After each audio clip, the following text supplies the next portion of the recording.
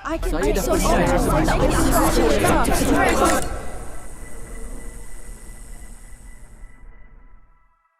Kadang-kadang, we all smile on the outside. Tapi dalam hati, kita struggle dengan macam-macam dugaan.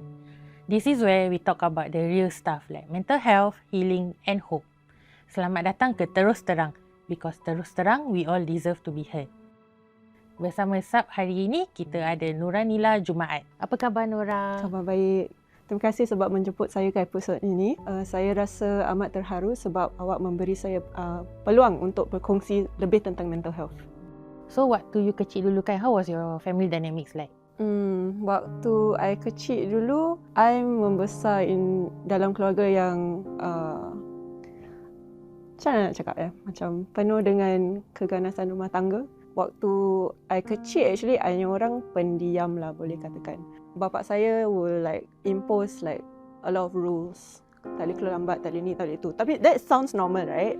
But he follows up with imposing those rules by using like beating my siblings, beating whoever lah. It's good if I were to just keep quiet, buat hal sendiri, jangan layan orang lain. As a child, it made me very macam frustrated lah. Bila you ada macam first encounter tentang mental health? First encounter tentang mental health actually happened bila I umur 11 tahun. I masih ingat lagi, I was on the bus with my friend. Kalau I ambil bus dengan dia, kita akan berbual. Tapi there was this one morning where I was in a bad mood because of things that happened at home.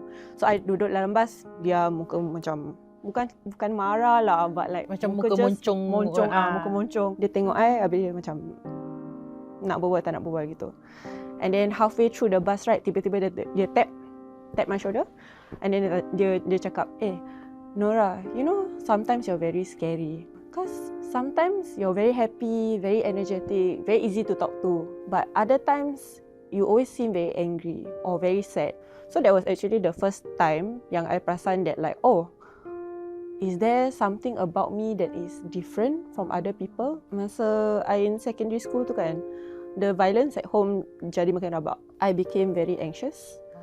Takut nak pergi sekolah, takut nak keluar. I often go to school in the bus and I'll be crying on the way to school tau. My attendance kat sekolah pun jadi makin rabak. There were times where I would be so anxious that I had a panic attack. So in secondary school actually was the first time that I experienced panic attacks. So I remember how I would like cope with it is I would sembunyi dalam toilet.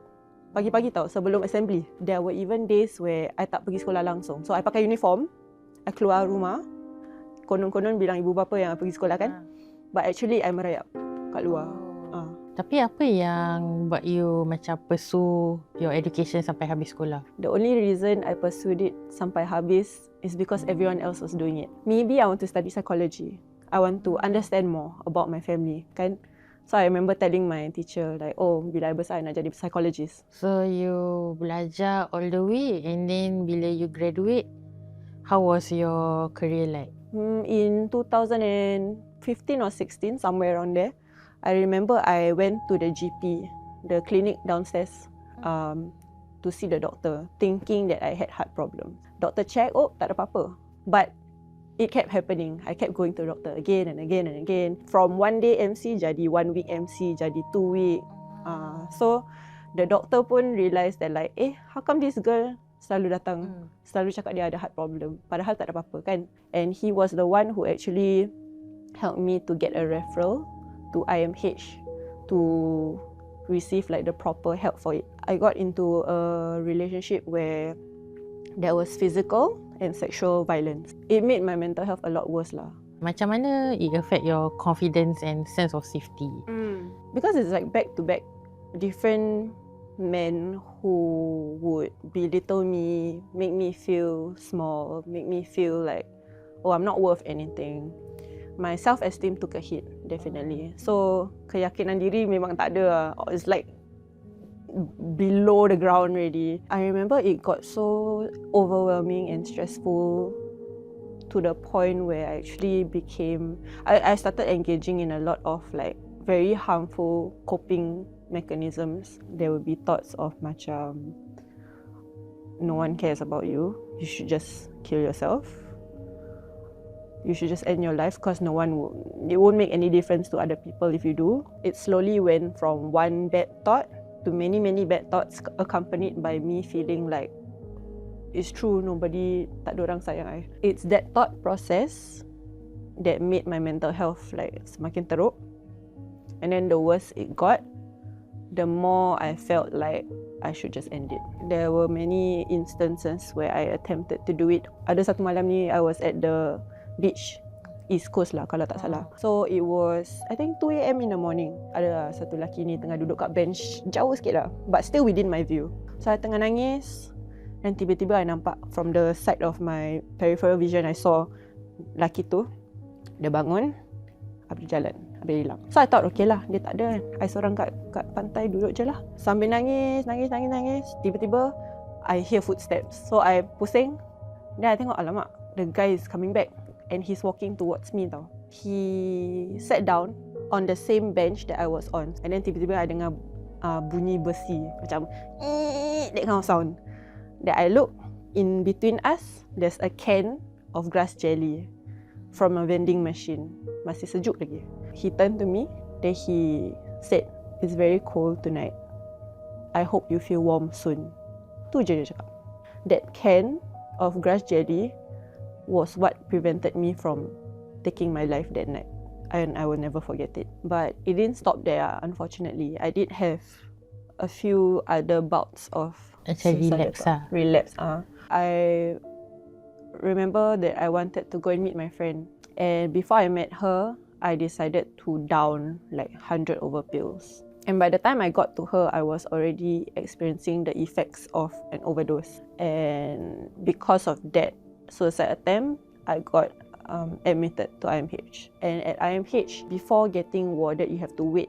I remember I tengah duduk kat dalam bilik tu. There were many other people in that room who were also waiting for a bed. But I was there with my sister and my dad.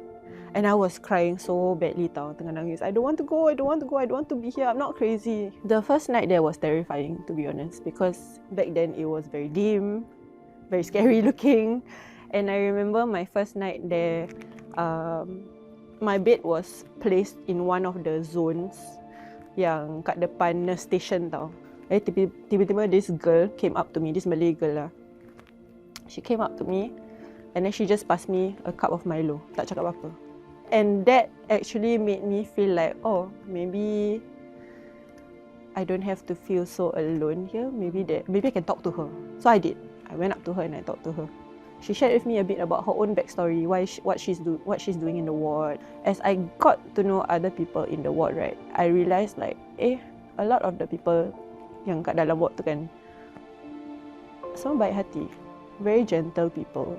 You can tell that they are going through something on their own in their personal life and that they are fighting against, whatever mental health challenges that they are experiencing. They're just people trying to survive like anyone else out there. So when I got to know the people there, right, it really woke me up. Macam, it made me think like, these are the people that society are calling crazy, are calling horrible. They're just people. They're just people trying to live just like you, It was my turning point, to be honest. What was your diagnosis? My diagnosis it changed from anxiety disorder to depression. Following that diagnosis, like, do you see life differently ke atau macam tu? Especially after being warded in IMH, I started to look at everything differently. Like, for example, when I'm on the street, I see people I walk by, I notice the people around me, I notice them laughing, notice some looking upset. The thoughts that go on in my head were along the lines of like, do they also have an invisible illness? Are they also experiencing a mental health challenge? This is my own opinion. Mental health is just like physical health. Everybody has it. Some of us have physical health conditions that happen because their physical health needs to be managed better. Similarly, for mental health, some of us have mental health conditions that just need us to manage it. So kirakan recovery ni is a journey lah and it's not instant. Definitely, it's definitely not instant. Speaking from experience. Terus terang, apa advice you nak beri kepada belia who macam go through the same stuff as you? Terus terang, saya akan cakap, jangan putus asa dan terus berjuang. I hope that you find your voice and find the people who will be supportive of you in your journey. And even though it may be very difficult now, no matter what you're going through, I really hope that you will come to a point where you find light at the end of the tunnel. Terima kasih Nora kerana really terus terang asal about your journey yang penuh liku and bagaimana you mengatasinya. Thank you for providing me the platform to share my story. And I really hope that anyone who listens or watches this video, I hope that they find the courage to seek help if they need to, or if they know someone who needs support, I hope they find the courage to support them too. Sembuh bermula dalam minda, dalam hati yang berani untuk terus melangkah. Every day adalah peluang untuk heal dan another chance untuk rise above. This is Terus Terang, di mana setiap kisah walaupun gelap ada sinar di hujungnya.